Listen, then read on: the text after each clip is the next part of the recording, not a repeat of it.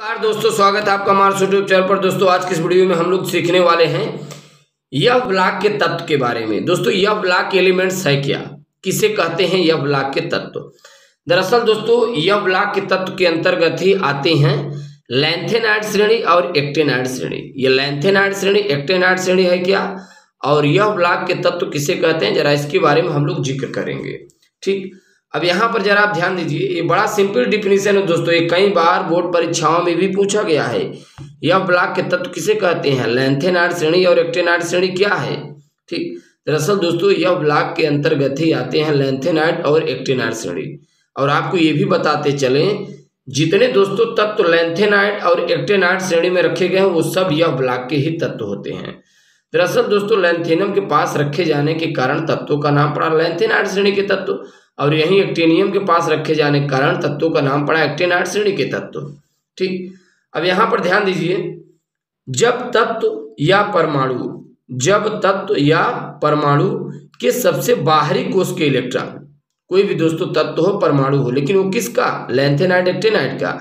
जब तत्व या परमाणु सबसे बाहरी कोश के इलेक्ट्रॉन एफ उपकोश के एफ ऑर्बिटल में प्रवेश करते हैं तो उससे यह ब्लॉक के तत्व कहते हैं। हमने क्या कहा, जब तत्व या परमाणु के सबसे बाहरी कोश के इलेक्ट्रॉन एफ उपकोश के एफ ऑर्बिटल में प्रवेश करते हैं तो उससे यह ब्लॉक के तत्व कहते हैं।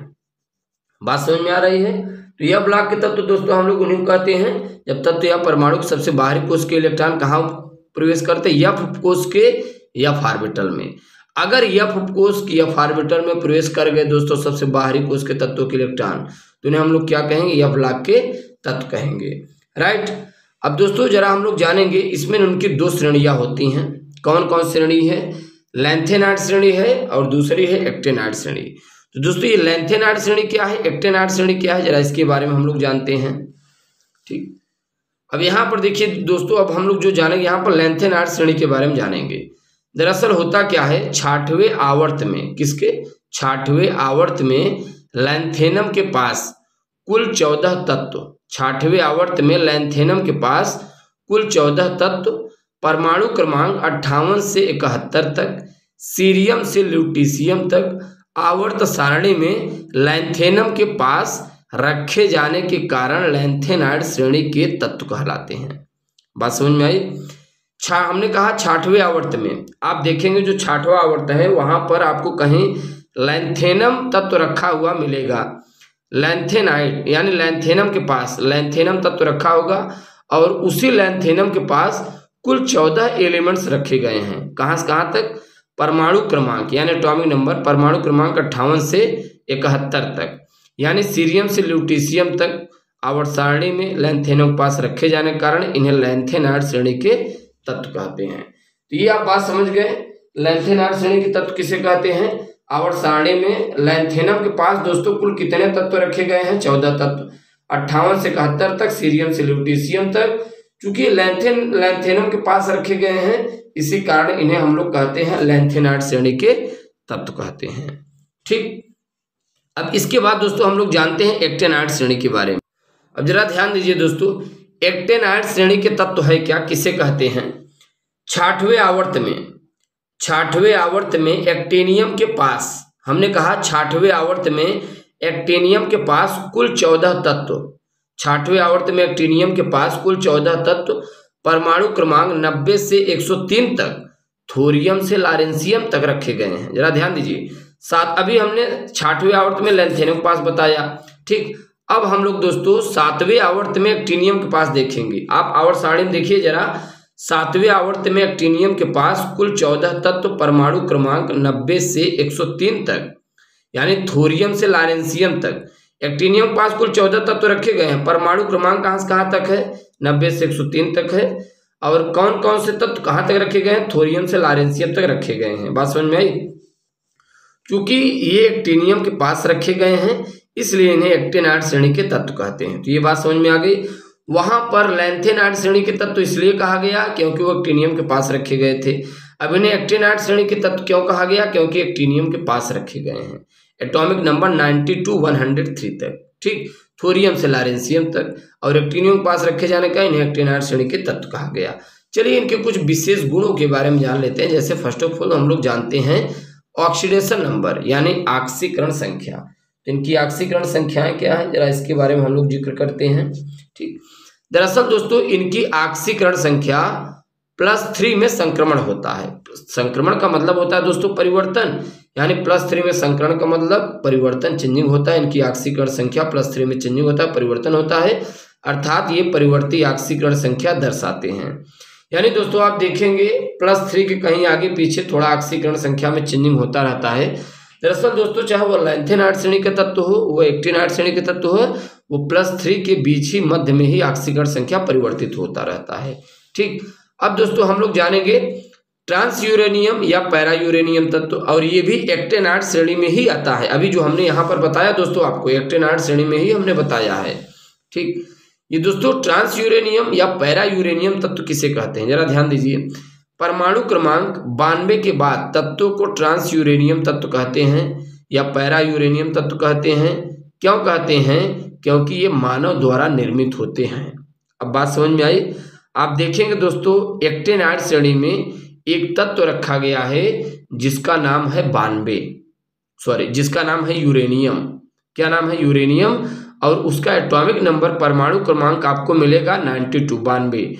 और ट्रांस यूरेनियम तत्व, पैरा यूरेनियम तत्व दोस्तों हम लोग उन्हें कहते हैं जो मानव द्वारा निर्मित होते हैं, और ये परमाणु क्रमांक 92 के बाद तत्व हैं। जैसे आप देखेंगे 92 के, आप देखिए 92 के बाद आप देखिए पूरी पीरियोडिक टेबल में नीचे एक्टिनाइड श्रेणी में, तो वहां पे आपको दोस्तों जो सबसे पहला तत्व मिलेगा वो होगा नेपच्यूनियम। दरअसल दोस्तों नेपच्यूनियम प्रथम ट्रांस यूरेनियम तत्व है और यह मानव द्वारा निर्मित है। ठीक, मानव द्वारा निर्मित है, इसलिए इसे हम लोग क्या कहते हैं, ट्रांस यूरेनियम या पैरा यूरेनियम या पास्ट यूरेनियम तत्व कहते हैं, जिसमें नेपच्यूनियम प्रथम मानव द्वारा निर्मित तत्व होता है। ठीक, तो इस प्रकार से दोस्तों हम लोग यह ब्लॉक के तत्व और उनसे संबंधित गुणों के बारे में सीख पा रहे हैं। अब दोस्तों हम लोग जानेंगे लैंथेनाइड अंकुचन के बारे में। दरअसल लैंथेनाइड अंकुचन को हम लोग लैंथेनाइड संकुचन भी कहते हैं। संकुचन बड़ा अजीब आपको सुनने में लग रहा होगा। संकुचन का मतलब होता है दोस्तों सिकुड़ना, किसी चीज का सिकुड़ना। जैसे यहाँ पर तत्वों की त्रिज्याओं में सिकुड़न होगा, तत्वों की दोस्तों त्रिज्याएं छोटी होगी, स्मॉलेस्ट होगी। जब तत्वों की त्रिज्याएं छोटी होंगी तो लैंथेनाइड अंकुचन का गुण, लैंथेनाइड संकुचन का गुण दोस्तों बढ़ेगा। बात समझ में आ रही है? अच्छा चलिए ध्यान दीजिए, ये लैंथेनाइड संकुचन दोस्तों किसके कारण बढ़ता है? प्रभावी नाभिकीय आवेश के कारण। नाभिक में अगर प्रोटॉन अधिक होंगे तो इलेक्ट्रॉनों पर अट्रैक्शन फोर्स ज्यादा लगाएंगे। अब जरा देखते हैं यहाँ पर लैंथेनाइड श्रेणी में आप देखिए लैंथेनों के पास 14 तत्व रखे गए 58 से 71 तक, उसी के बारे में हम बता रहे हैं। लैंथेनाइड श्रेणी में परमाणु क्रमांक बढ़ने पर परमाणविक तथा आयनिक त्रिज्याएं एक तत्व से दूसरे तत्व घटती हैं। ये बात समझ में आ रही है दोस्तों? लैंथेनों के पास कुल 14 तत्व रखे गए, परमाणु क्रमांक 58 से 71 तक। 58 से 71 की ओर जब आप चलेंगे, 58 से 71 की ओर जब आप चलेंगे, यहां पर इसी के बारे में कह रहा है। परमाणु क्रमांक बढ़ने पर परमाणविक तथा आयनिक त्रिज्याएं एक तत्व से दूसरे तत्व तक घटती हैं, और जब ये घटेगा तो दोस्तों इस घटना को हम लोग लैंथेनाइड अंकुचन कहते हैं। जरा आप ध्यान दीजिए, थोरियम से लॉरेंशियम तक, यानी थोरियम से लॉरेंशियम तक दोस्तों जब हम आगे की ओर चलते हैं, सीरियम से ल्यूटीशियम तक जब हम लोग आगे की ओर चलते हैं 58 से 71 तक, तो वहां पे आप देखेंगे परमाणु क्रमांक वृद्धि होती है, परमाणु तथा आयनिक त्रिज्याएं घटती भी हैं। ठीक, एक तत्व से दूसरे तत्व की ओर घटती भी हैं। तो इस घटना को हम लोग क्या कहते हैं? लैंथेनाइड अंकुचन या लैंथेनाइड संकुचन कहते हैं। त्रिज्याएं घटेंगी, लैंथेनाइड संकुचन बढ़ेगा। यहाँ पे देखिए बहुत सिंपल एग्जांपल इसका हमने लिखा है। सीरियम से ल्यूटीशियम तक जाने पर, यानी लेफ्ट टू राइट, लेफ्ट में सीरियम, राइट में ल्यूटीशियम, परमाणु क्रमांक वृद्धि हो रही है। सीरियम से ल्यूटीशियम तक जाने पर परमाणविक त्रिज्या, यानी कि परमाणु त्रिज्या 183 पीएम से, यानी पिकोमीटर से 173 पिकोमीटर तक घट जाती है। यह कमी केवल 10 पीएम तक है। सही बात, आप देख पा रहे 183 से 173 तक हो जाती है, यानी यह केवल कमी जो है 10 पीएम तक है। लेकिन फिर भी दोस्तों यहाँ पर देखिए लैंथेनाइड संकुचन हुआ कि नहीं, त्रिज्याएं घटी कि नहीं। जब त्रिज्याएं घटी तो लैंथेनाइड संकुचन हो गया। तो इसी को दोस्तों हम लोग कहते हैं लैंथेनाइड संकुचन कहते हैं। बात समझ में आ रही है। अच्छा, इसी प्रकार यहाँ पर ध्यान दीजिए, सीरियम से ल्यूटीशियम तक यानी आयन Ce++ से Lu++, ऑक्सीकरण संख्या हमने बताया था +3, आयन तक जाने पर आयनिक त्रिज्या 103 pm से घटकर 85 pm रह जाती। यह कमी केवल 18 pm। अब आप देख पा रहे हैं एकदम पूरी तरह घट गया। ठीक, आप देख पा रहे हैं 18 pm तक कमी यहाँ पे बता रहा है। तो ये है दोस्तों लैंथेनाइड संकुचन या अंकुचन। अभी हम लोग जानते हैं किसके कारण ये घटना घटती है। अब यहाँ पर जरा ध्यान दीजिए, लैंथेनाइड अंकुचन का कारण क्या कारण है। दरअसल दोस्तों लैंथेनाइड श्रेणी में एक तत्व से दूसरे तत्व की ओर जाने पर, लैंथेनाइड श्रेणी में एक तत्व से दूसरे तत्व की ओर जाने पर नाभिकीय आवेश बढ़ता है। बात समझ में आ रही है, क्या बढ़ता है, नाभिकीय आवेश बढ़ता है, जिससे लैंथेनाइड अंकुचन होता है। नाभिकीय आवेश, नाभिक में उपस्थित प्रोटॉन जब बढ़ेंगे तो संकुचन बढ़ेगा, तो जिससे हम लोग लैंथेनाइड संकुचन या अंकुचन कहते हैं। तो इस प्रकार से दोस्तों हम लोग यह ब्लॉक के तत्वों के बारे में सीख पाए, इससे संबंधित कुछ प्रॉपर्टीजों के बारे में। यदि आप हमारे चैनल पर नए हैं फटाफट चैनल सब्सक्राइब कीजिए। Thanks for watching, thanks lot, धन्यवाद।